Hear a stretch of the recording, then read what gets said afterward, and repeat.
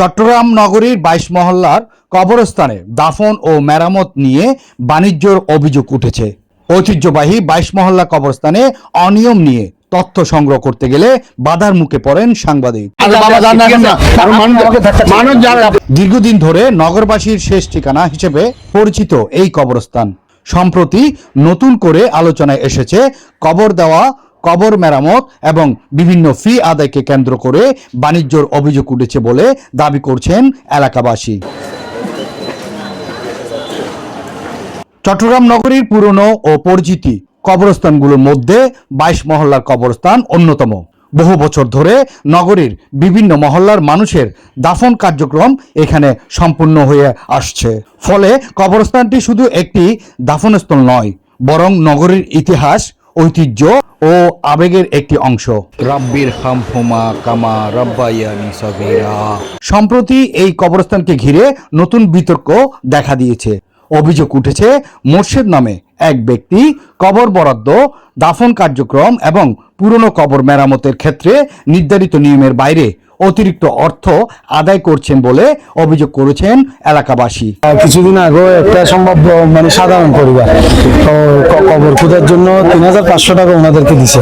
তাও ওনারা বলতেছে যে হবে না, আমাদেরকে আমাদের ছাওয়াটা দাও, না হলে করবো না আমরা কাজ। এই ধরনের আমাদের ওদেরকে যদি টাকা যদি কম দেওয়ার জন্য অফার করা হয়, তখন বলে যে আমাদের কাজ আছে, লোক নেই, আমরা কিভাবে করব, এলাকার ছেলেদেরকে ডাকো, দেখো তেন দেখো, বিভিন্ন ধরনের নানা ধরনের অজুহাত দেখে মানুষকে জিম্মি করে ফেলছে।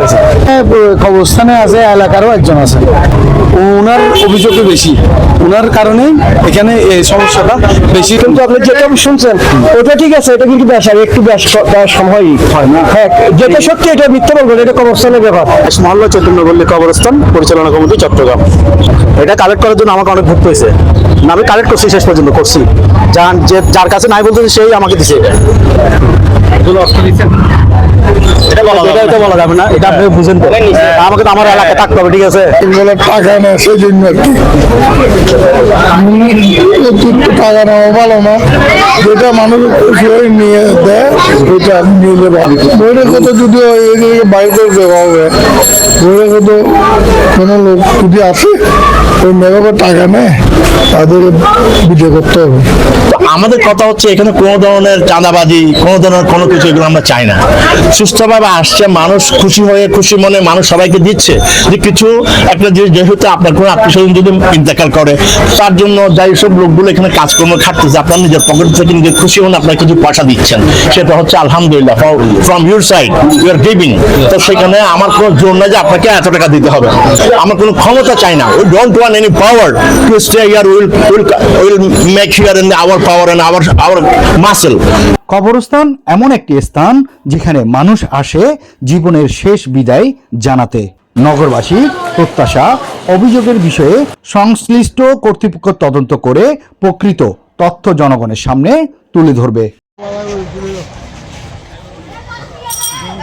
সাফায়েত হোসেন রহিম, দৈনিক গণকণ্ঠ, চট্টগ্রাম।